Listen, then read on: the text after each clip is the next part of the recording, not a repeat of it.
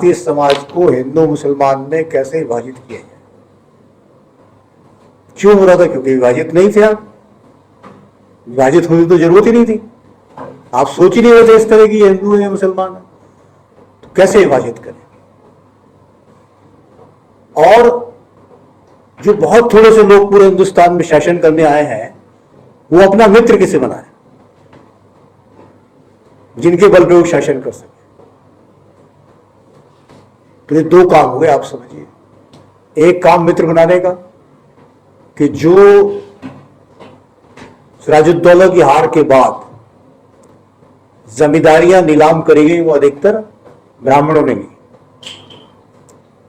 और William Jones ने उन्हें बताया कि संस्कृत और लैटिन और ग्रीक भाषाएं जो है उनमें बहुत समानता है, और हम सब लोग जो है वो एक ही नस्ल के लोग हैं। आप पहले चले आए और हम बाद में आए। लोकतंत्र बचाने के लिए कम्युनिस्टों के खिलाफ। लोकतंत्र सबसे बड़ी चीज है। कौन सा लोकतंत्र? आपका लोकतंत्र नहीं, उनका लोकतंत्र जो इंग्लैंड में उन्होंने स्थापित किया, फ्रांस में स्थापित किया। तो साहब लड़ाई में, कोल्ड वार में उनकी जीत हो गई, रूस भी खंड खंड उड़ा दिया उन्होंने। उसके बाद उन्होंने क्या कहा, क्योंकि यरूशलेम के जितने भी धर्म है, उन धर्म का अपना एक सोचने का तरीका है। उसमें अगर ईश्वर, खुदा या गॉड पावरफुल है तो साथ में शैतान है। शैतान के बिना नहीं मानोगे आप। जब तक शैतान का डर नहीं होगा गॉड को नहीं मानोगे। तो शैतान क्रिएट करना है। तो अब कम्युनिस्ट शैतान तो हार चुका। अब शैतान कौन है? शैतान है इस्लामिक फंडामेंटलिस्ट। क्यों है? इसलिए है शैतान कि वो धार्मिक आस्थाओं के चलते हुए कैपिटलिस्टिक सोसाइटी के लिए अच्छा बाजार नहीं बनना है। जिस दिन के लिए पूरे भारत ने अपने आप को आजाद करने की योजना बनाई थी अंग्रेजों से, और दुनिया के इतिहास में वो सबसे बड़ी घटना है। हम फ्रांस की क्रांति की बात करते हैं, इंग्लैंड की क्रांति की बात करते हैं, लेकिन खुद मार्क्स लिखते हैं कि दुनिया में इतना बड़ी योजना और इतनी बड़ी उथल पुथल नहीं हुई जितनी हिंदुस्तान में 1857 में हुई थी। लेकिन हमारे यहाँ जो विचार फैले, किसी ने कहा सामंतवाद है, किसी ने कहा राजाओं का है, किसी ने कुछ कह दिया, किसी ने अंग्रेजों की बात कह दी कि सिपाही विद्रोह है, हम उसके विश्लेषण पे भी नहीं गए, समझने की कोशिश की। 1857 के योजनाकारों ने योजना बनाई थी कि 31 मई को हम हिंदुस्तान को आजाद करने की कोशिश करेंगे। लेकिन मेरठ में 10 मई को घटना होने के बाद उस जल्दबाजी के कारण हम लोग असफल हो गए, क्योंकि उस योजना की एक गहराई थी। चीन जाती हुई एक फौज इंग्लैंड की चीन में उलझ जाती और पूरे देश में एक साथ, खासतौर से नॉर्थ इंडिया में जरूरी, एक ही दिन 31 मई को अंग्रेजों के खिलाफ लड़ाई शुरू होती और अंग्रेज निश्चित तौर पे हार। 150-150 साल 1857 के 2007 में पहली बार इस देश में बहस शुरू हुई और बहुत से मार्क्सवादी यानी इरफान हबीब जैसे साहब बोले कि 1857 जो है एक जन विद्रोह था, और मार्क्स के कोटेशन भी निकाल के लाए और उन्होंने उस बात को बदलने की कोशिश करी जो मार्क्सिस्ट लोग कहते थे 1857 को लेके। तो 1857 को अगर हम जानते हैं तो हम जानेंगे उस हिंदुस्तान को जहाँ के लोगों का दिमाग भारतीय था, उस पर औपनिवेशिक काल के षड्यंत्रों की छाया नहीं पड़ी थी। यानी आपके सोचने समझने का ढंग जो है वो भारतीय ढंग था, न कि वो ढंग था जो अंग्रेज आपको भविष्य में समझाने जा रहे थे।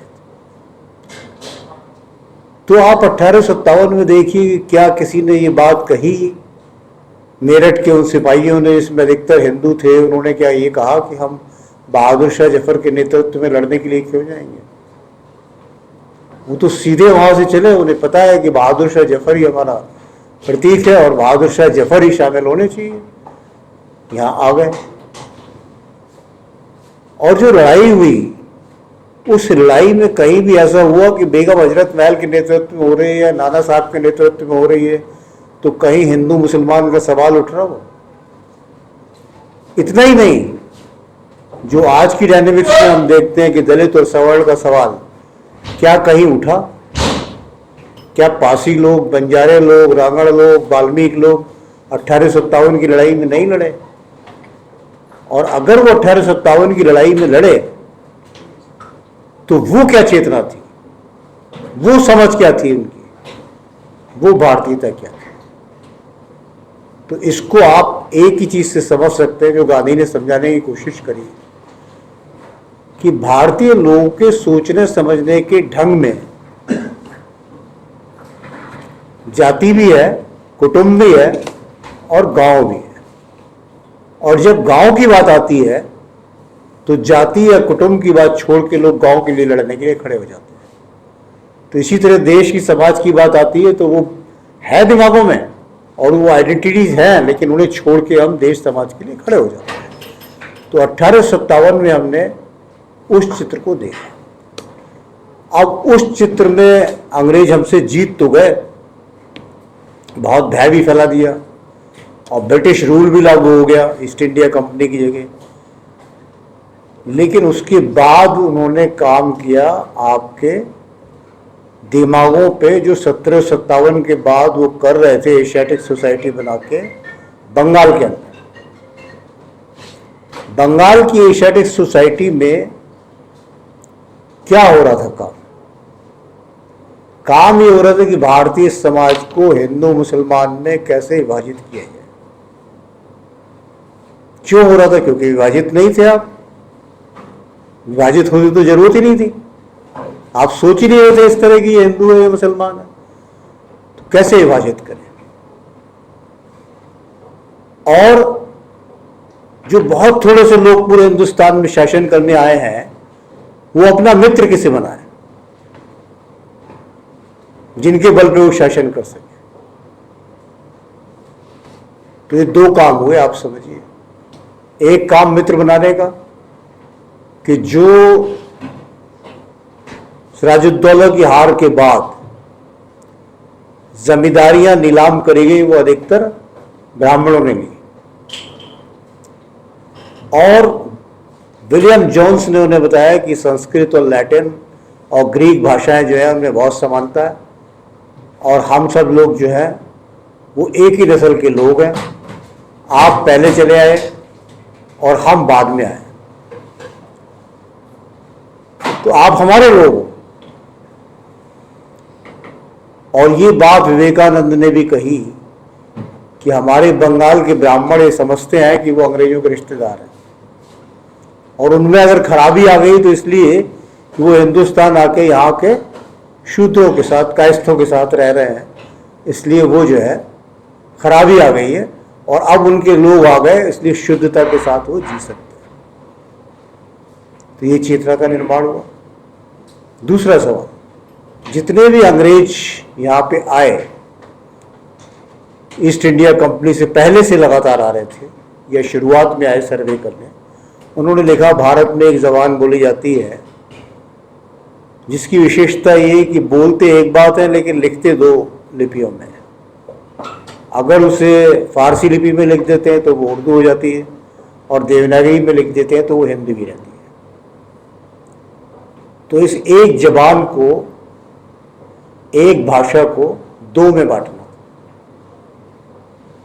इसलिए फोर्ट विलियम कॉलेज में गिलक्राइस्ट, एक अंग्रेज विद्वान के नेतृत्व में कार्य शुरू हुआ 5 मौलवी और 5 पंडितों को बैठा के कि आप हिंदवी में ऐसी हिंदी बनाइए जिसमें संस्कृत के शब्द बढ़ जाए और फारसी के शब्द निकल जाए,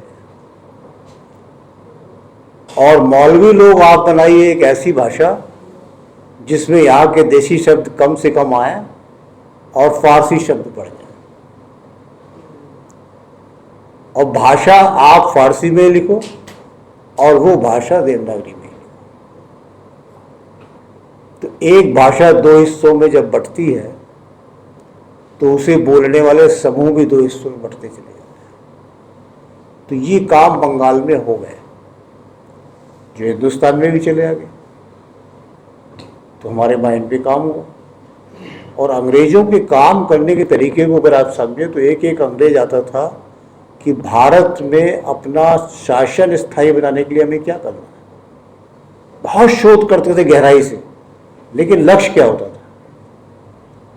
गिरेसन साहब एक भाषा के विद्वान थे, बहुत अच्छी किताबें उन्होंने लिखी हैं और भारत की भाषाओं के बारे में बहुत अच्छा अध्ययन किया। लेकिन वो लास्ट में क्या कहते हैं कि मेरे सारे रिसर्च वर्क का उद्देश्य तब पूरा होगा जब मैं अपनी कौम के लोगों को समझा पाऊंगा कि भारतीय लोगों में भय कैसे पैदा होता है, आशा किस बात से होती है और उत्साह किस बात से पैदा होता है। यानी वो हमारा साइकोलॉजिकल विश्लेषण करके बताना चाहते थे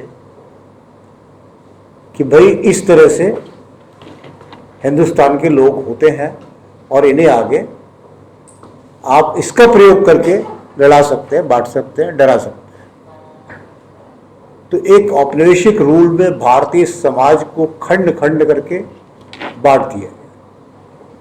जाति की बात करी गई तो जाति सूचक चिन्ह अभी तक हम लोग लिखवाते हैं कॉलेज में कि जाति जरूर लिखो, फार्म भरेगा ही नहीं बिना जाति के, तो जाति समाप्त कैसे होगी। फिर लेक्चर दे देते हैं कि जाति नहीं मानना चाहिए।